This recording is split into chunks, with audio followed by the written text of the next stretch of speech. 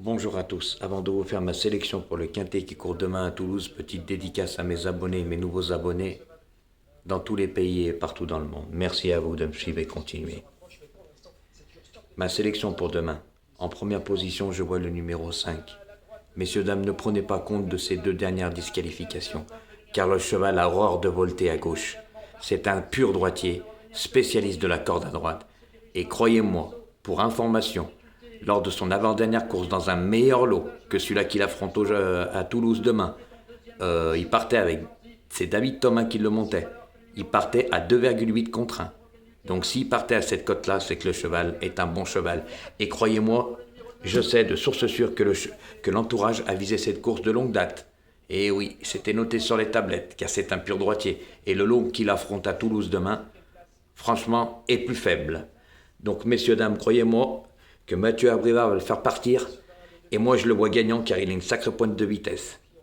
En deuxième position, messieurs, dames, je vois le numéro 7. Il cherche sa course avec application. Il est en pleine forme, puisqu'il ne sort pas des 4 premiers depuis un moment. Il adore l'hippodrome de Toulouse. Il est très bien engagé à la limite du recul. Donc faites attention à celui-là aussi, messieurs, dames, je le vois deuxième. En troisième position, je vois le numéro 8. Ne tenez pas compte celui-là non plus de sa dernière course, car il courait en montée. C'était pas une course à l'attelé. Mais s'il faisait pas la faute, parce que c'est un pur droitier aussi, je vous explique, les purs droitiers, quand ils courent à Vincennes, c'est difficile de tourner. C'est comme sur les autres hippodromes. Un pur droitier a du mal à tourner à gauche, parce qu'il a l'habitude. Voilà, et quand il change de corde, ça le perturbe. Car s'il faisait pas la faute en montée, vous pouvez aller voir la course, il gagnait la course. Donc messieurs, dames, faites attention à lui aussi, il est très bien engagé à la limite du recul et c'est un pur droitier.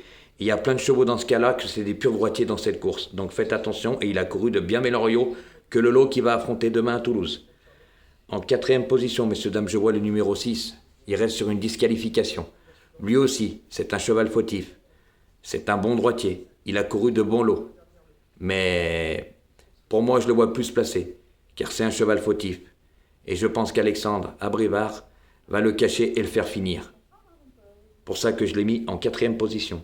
En cinquième position, messieurs, dames, je vois le numéro 4, le cheval monté par Franck Nivard.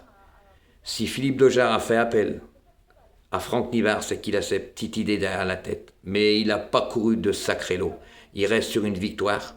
Le cheval, ça se voit qu'il est en forme. Mais il ne peut pas faire le fort, il ne peut pas faire le tour des autres. C'est un cheval qui doit courir caché. Et des fois, par rapport aux circonstances de course, tu te retrouves malheureux. Donc pour moi, je le vois plus se placer que dans les 3 premiers. Donc c'est pour ça que je l'ai mis quatrième. Ensuite, messieurs, dames, je vois le numéro 10. Alors attention à celle-là. Attention à ce cheval. C'est une dynamite, messieurs, dames. Ouh là là, il peut lever les pattes à tout moment, même à 5 mètres de l'arrivée. C'est pour ça que je l'ai mis en sixième position. Ah oui.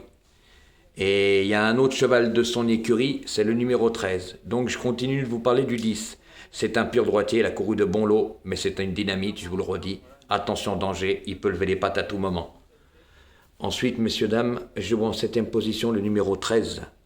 C'est un bon cheval, mais il a 10 ans. Là, il affronte les jeunes. Je le vois plus se placer en fin de combinaison. Car en plus, là, il rend 25 mètres. Mais c'est un bon droitier aussi. Voilà, je le trouve meilleur que le numéro 10, car l'entraîneur a les deux, le 10 et le 13. Voilà, mais je le vois septième quand même. Le 13, et je préfère le 10 avant, malgré que c'est une dynamite. Le 10, qui peut lever les pattes à tout moment. En huitième position, messieurs, dames, je vois le numéro 2, monté par Closier. Attention celui-là, parce que Closier, il adore l'hippodrome de Toulouse. Hein. Si l'entraîneur a fait appel à lui, je l'ai mis en fin de combinaison parce que c'est sa 3e course de rentrée depuis un long moment qu'il n'avait pas couru.